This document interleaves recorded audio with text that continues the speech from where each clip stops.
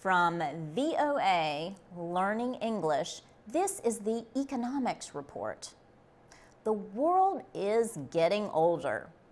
As more people retire each year, fewer working-age people will be there to replace them. This has effects not only in the workplace, but in the world of finance. The bond rating agency Moody's says the aging population will lead to a drop in household savings. This could mean that total investments will fall and economic growth could slow. Some reports have described Japan, Italy, and Germany as the world's super-aged nations. That is the name for countries in which at least 20% of the population is at least 65 years old. Elena Dugar is head of Moody's Sovereign Risk Division. She says changes in many populations are taking place quickly. In 5 years, 6 more countries will join the list of super-aged nations, and 34 nations will be super-aged by the year 2030. Elena Dugar says this will have a big influence on labor and savings. Kishore Kulkarni is with the Metropolitan State University of Denver. He says immigration is one way to reduce the effects of an aging population. Older adults spend money differently than younger ones, and experts say the difference affects the economies of countries. But Kishore Kulkarni believes that specialized career training and productivity gains from technology could make up for the drop in the number of workers. He also says that an aging population will be less of a problem in countries where older people are highly valued. And most experts agree that young workers will have to work longer and retire later than today's older workers. For VOA Learning English, I'm Laurel Bowman.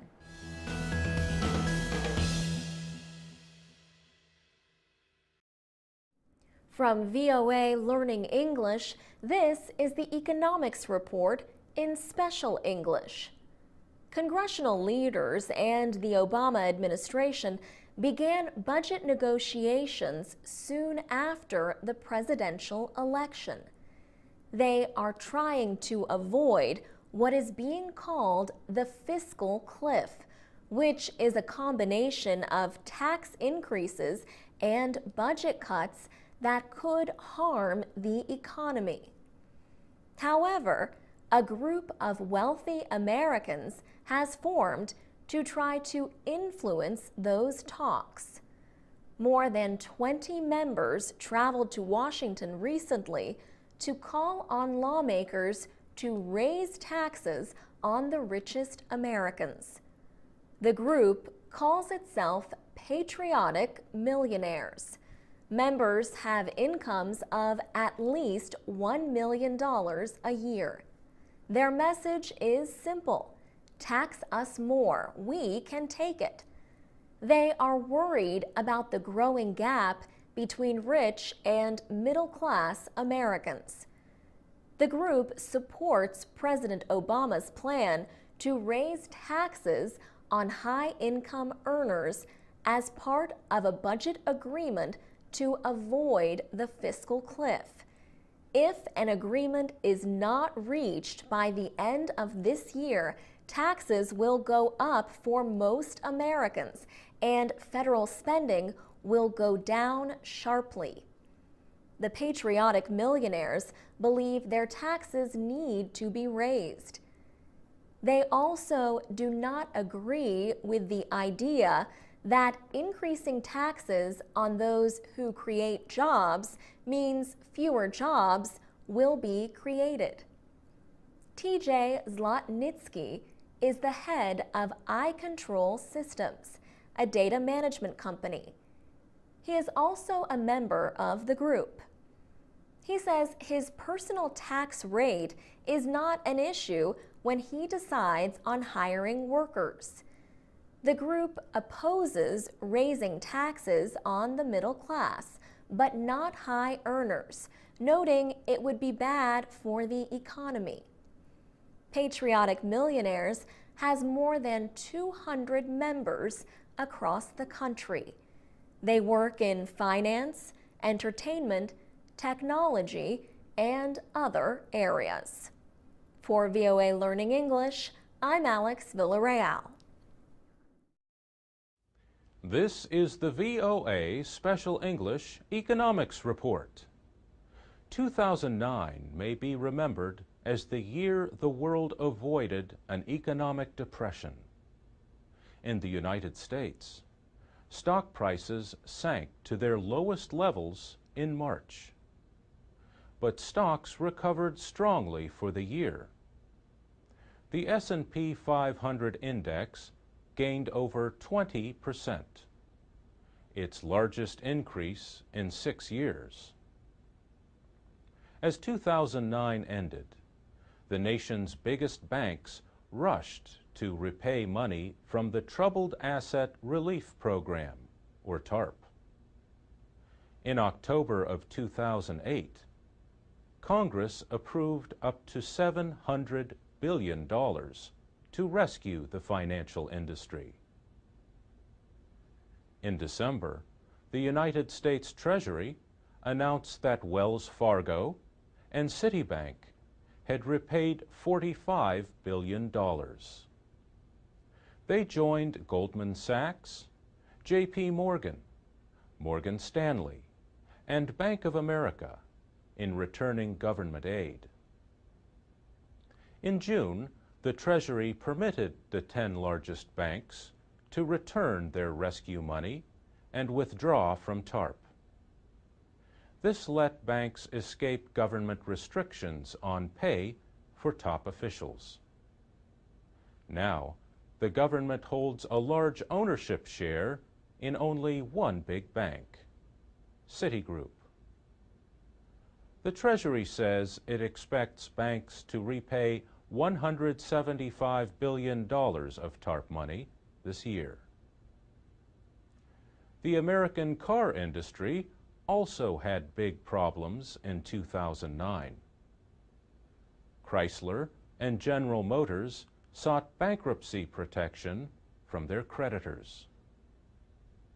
The restructured companies may still need government aid, which has already reached over $60 billion. But a government program that paid Americans to trade in old vehicles for new fuel-saving models increased car sales in the summer. The Ford Motor Company refused government aid and is working to become profitable again by 2011. And there are signs that the industry is starting to recover. However, the housing market continues to suffer its worst downturn in generations. Mortgage financer Fannie Mae reports that payments on 5% of its single-family home loans are late. The 10% unemployment rate has meant that many people are struggling with their house payments. Still, consumer confidence grew in December. Experts say Americans were feeling better about the job market and the economy. Growth in the United States is expected to reach about 2.5% in 2010. And that's the VOA Special English Economics Report. I'm Alex Villarreal with the VOA Special English Economics Report. The financial crisis of 2008 brought attention to a big problem with banks. Many banks did not have enough money in reserve to protect against their losses. Now, there is a proposed solution. In September, banking supervisors from 26 nations and Hong Kong met in Basel, Switzerland. They announced proposals to make banks safer by requiring them to increase their reserves. The Basel Committee on Banking Supervision has been working on a set of recommendations known as Basel III. These are based on agreements reached in July by officials from a group of leading industrial nations. The goal is to stop the cycle of easing rules on banks in good times and tightening them only after a crisis. Under the new rules, banks would have to hold reserves equal to 7% of their risk-weighted assets. Mainly, this means loans.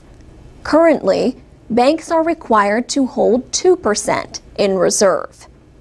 The bigger reserves could be in the form of cash or common stock, also known as common equity. Banks would also have to hold extra reserves as their national economies improve. The new requirements would go into effect starting in January of 2013. Banks would have 5 years to fully meet them. International banking lawyer Ernie Patricus, a former vice president of the Federal Reserve Bank of New York, explains why. He says, "We cannot be telling banks on the one hand, raise capital right away, and on the other hand, lend more." One way for banks to meet the proposed new rules would be to sell more of their stock. That is what Germany's Deutsche Bank did in September. It announced a sale offer valued at over $11 billion. Ernie Patricus thinks chief executive officers of banks have 3 choices. He says one is to go out and raise more common equity. Another one is to not pay dividends. And that is not something most CEOs want to do because their shareholders aren't going to be particularly happy. And the third choice is sell assets, downsize the bank. Nations on the Basel Committee will now seek to pass the new rules into law so their banking supervisors can enforce them. Banks that fall below the reserve limits could have to stop paying dividends to shareholders or bonuses to top employees. Ending dividends would anger shareholders, and limiting pay could send bankers fleeing to hedge funds, where there are fewer rules. For VOA Special English, I'm Alex Villarreal. This is the VOA Special English Economics Report. Central bankers have to choose their words carefully, so they often say little in public or little that makes sense. But the United States Central Bank says it is trying to be more clear and timely in communicating its policies. The latest example, a press conference by Chairman Ben Bernanke. The April 27th event was the first of its kind in the 98-year history of the Federal Reserve. In his opening comments, Mr. Bernanke explained a decision by the Federal Open Market Committee to leave its main short-term interest rate near zero. The committee had just completed a 2-day meeting. Mr. Bernanke said, "The committee continues to anticipate that the economic conditions, including low rates of resource utilization, subdued inflation trends, and stable inflation expectations, are likely to warrant exceptionally low levels for the federal funds rate for an extended period." In other words, the economy is not growing fast enough to worry about inflation. A reporter asked what an extended period means to the Fed. Mr. Bernanke said it suggests a couple of meetings probably, but it all depends on the economy. He said it is very hard to blame the American public for being impatient with the speed of the recovery. But he pointed out that unemployment is still high. Oil and gasoline prices are high, and the housing market remains very weak.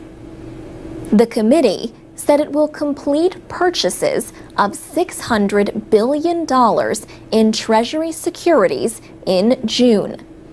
The Fed launched the bond buying program late last year in an effort to keep interest rates low and strengthen the economy.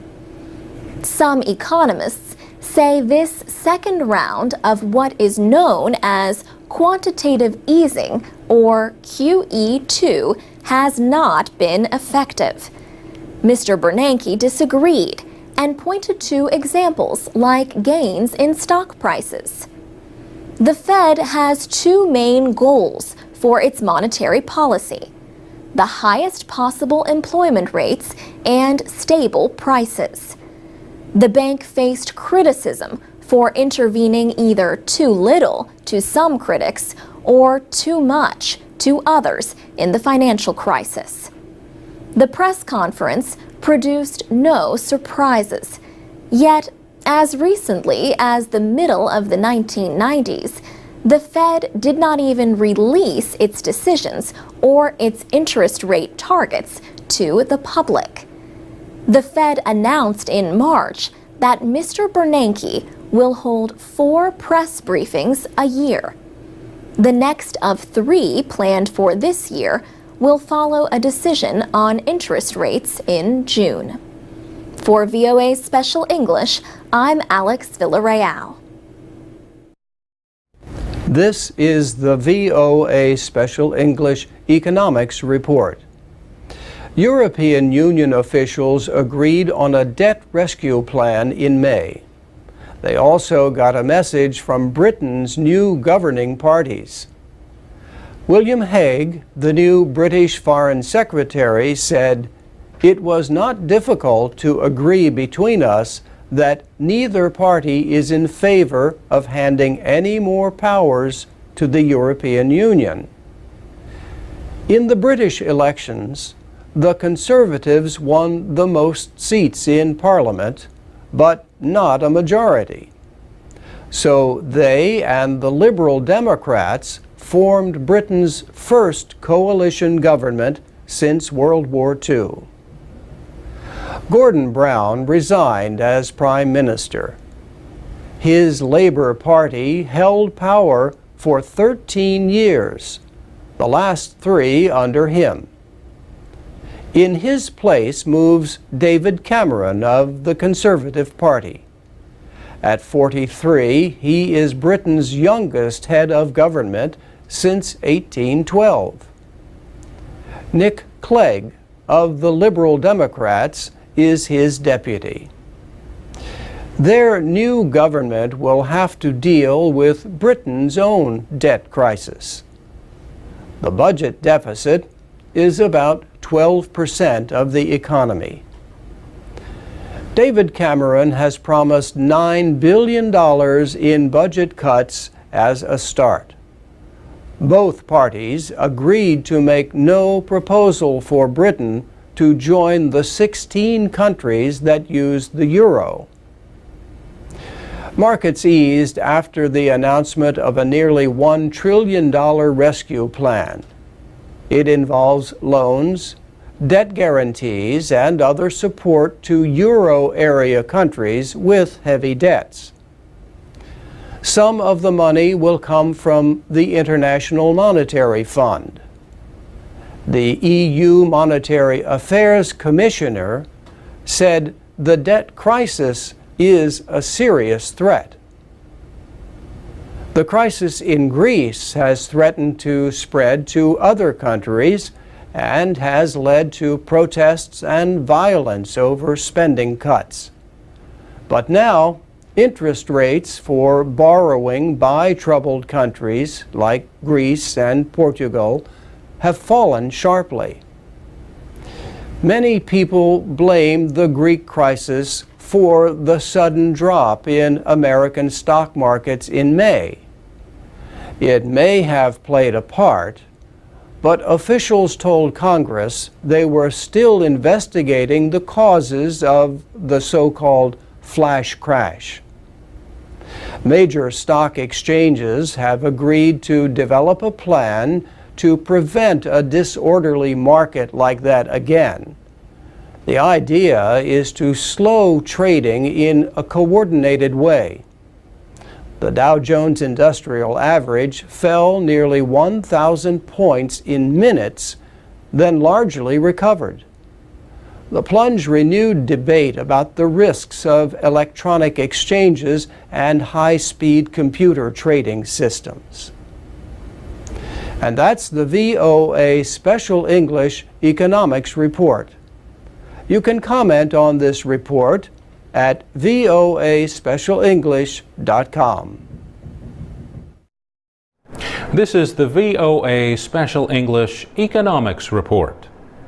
The British bank Standard Chartered agreed to pay $340 million to a United States financial regulator in August. The agreement was to settle charges that the bank illegally hid financial business with Iranian interests.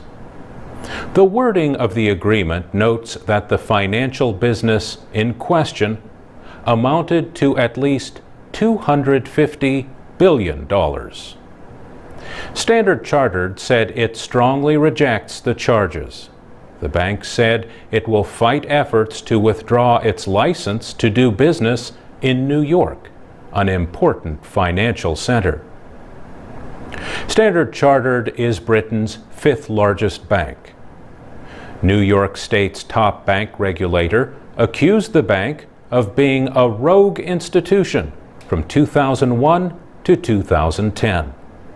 The regulator said the bank made hundreds of millions of dollars in fees from about 60,000 financial exchanges with Iranian financial institutions.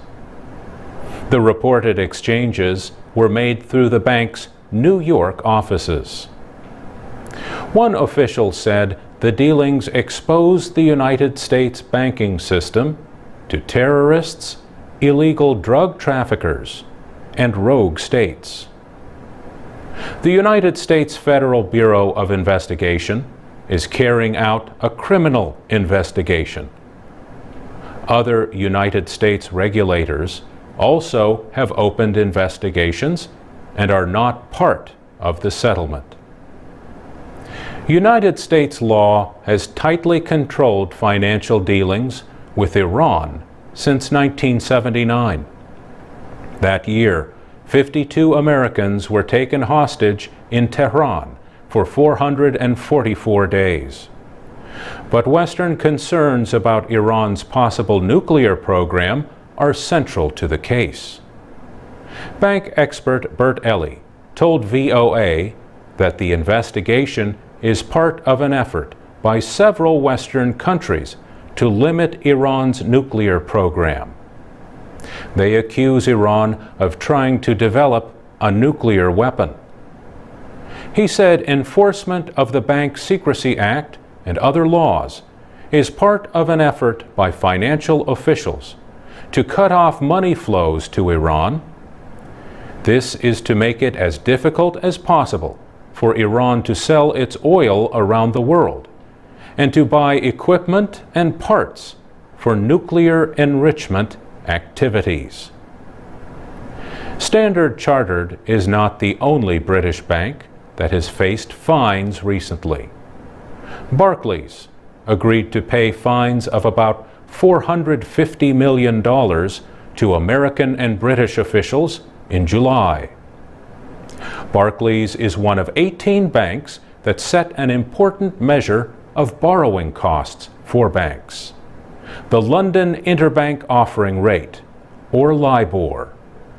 Officials said Barclays lied to them about its interest costs.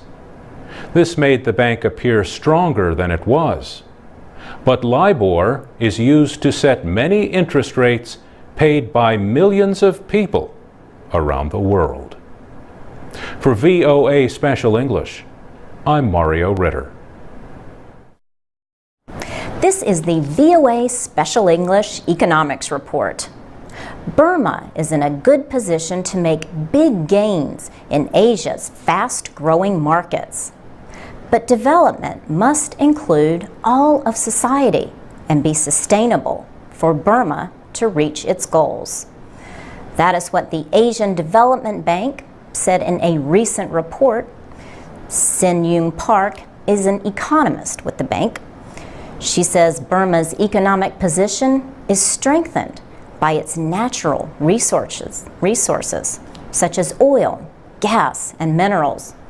It also has two large and growing neighbors, India and China. And the nation is young. 1 in 4 of its citizens are under the age of 30. But Burma has a long way to go. After 50 years of military rule, it is one of Asia's poorest countries. Basic infrastructure like roads, bridges, and railways are not developed, and only 30% of rural people have electricity. Burma is trying to increase foreign investment. Its civilian government has struggled with a new foreign investment law.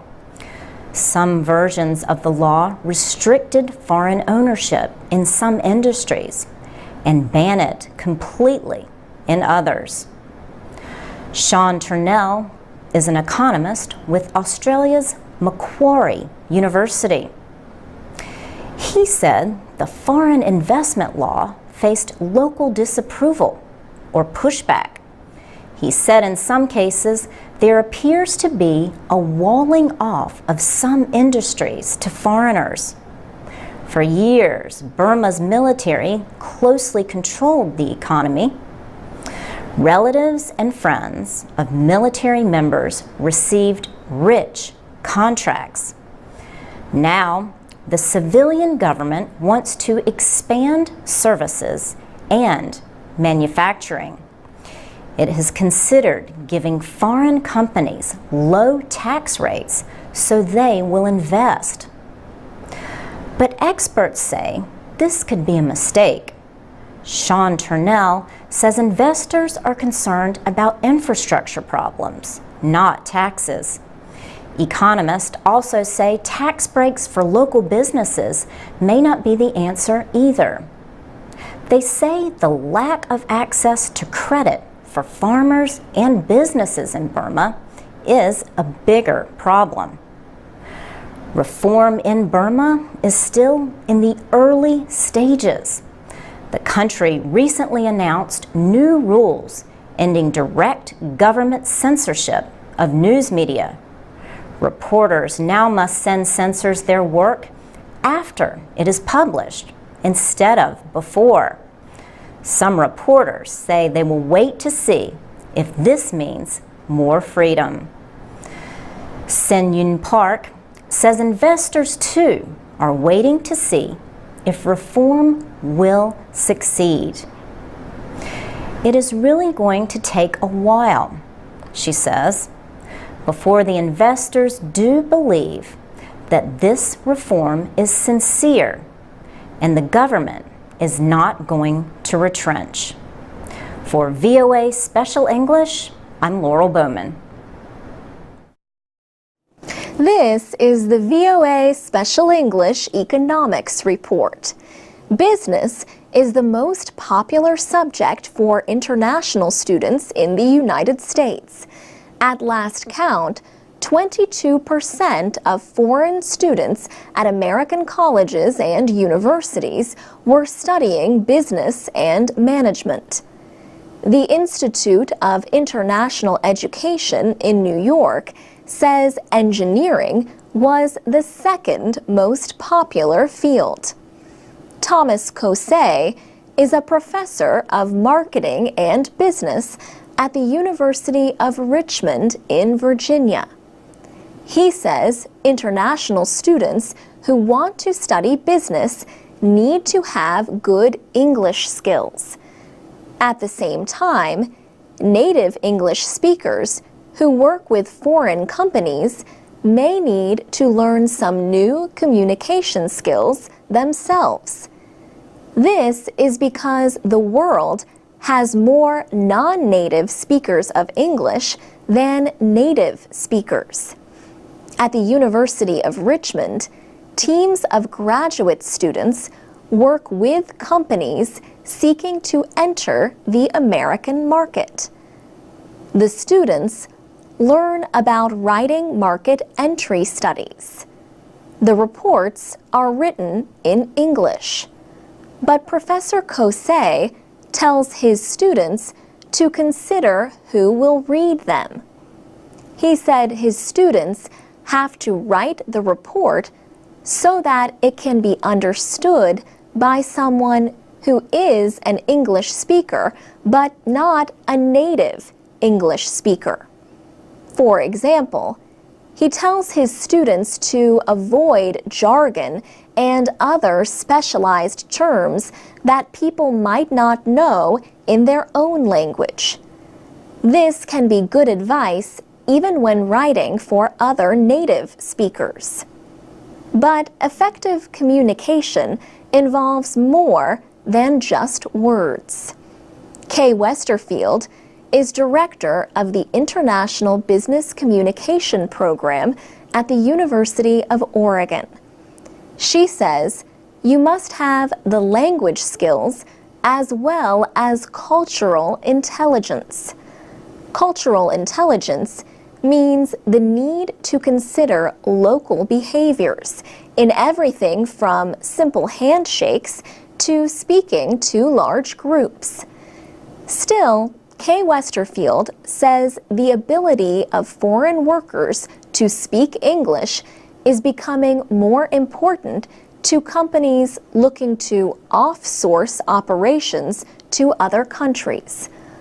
Also, she says English skills often provide a competitive edge for business students when they seek jobs. She said, as one business student in West Africa put it, English is a lifeline. For VOA Special English, I'm Alex Villarreal. We offer live English lessons Monday through Friday at the VOA Learning English page on Facebook. You can also read and listen to our programs and find activities for English learners at voaspecialenglish.com. And we have podcasts on iTunes.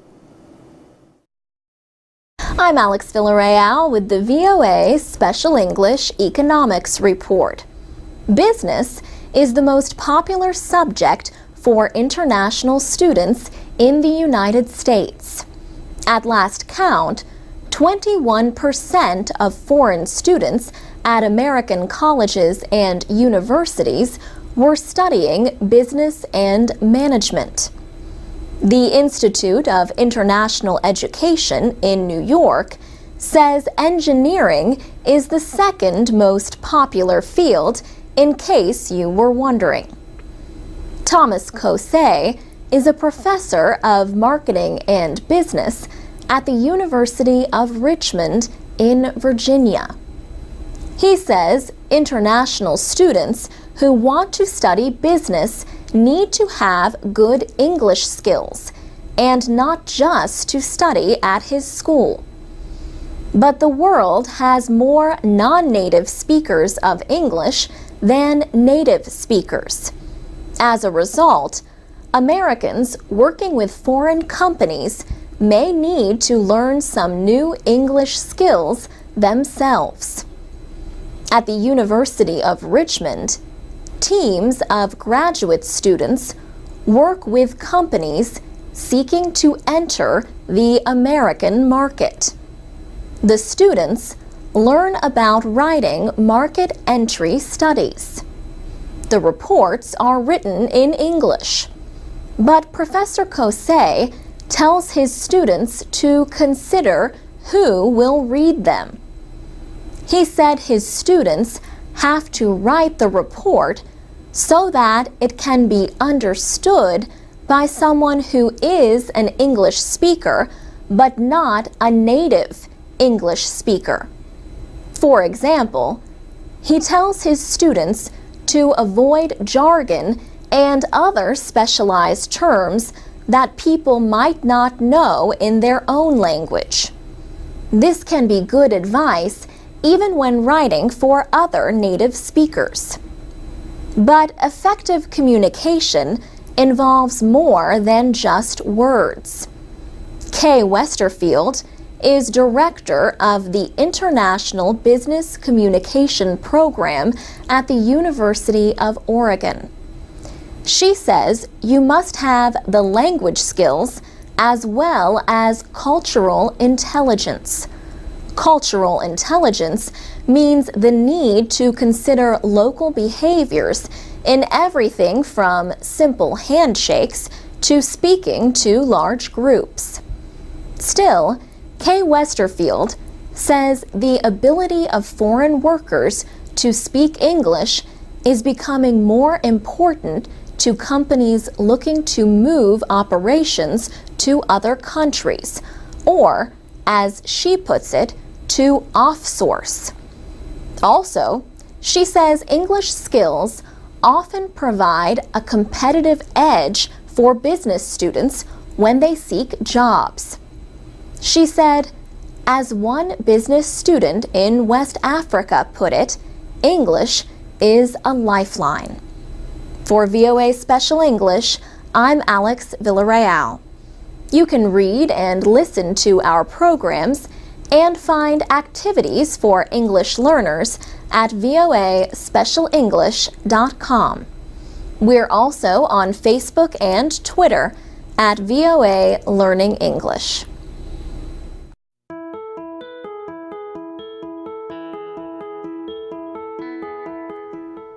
From VOA Learning English, this is the Economics Report. In Britain, demonstrators recently protested outside the Treasury to call on the world's richest countries to act against tax havens. These are countries or territories that have low tax rates for businesses. Companies can place their profits in tax havens to avoid the higher tax rates of countries where they earned the income. An investigation found that tax havens cost Africa $38 billion every year in lost taxes. Former United Nations Secretary General Kofi Annan led the investigation. The demonstrators at Britain's Treasury called on Chancellor George Osborne to discuss the practice with finance ministers from other wealthy countries. Melanie Ward is with the Enough for Everyone If campaign. She said she believes many people in Britain and the world oppose such tax avoidance. Tax havens and low-tax countries like Ireland are popular, but critics of tax havens say big companies transfer profits out of the countries on which their income depends. Ronan Palan is a professor at City University, London.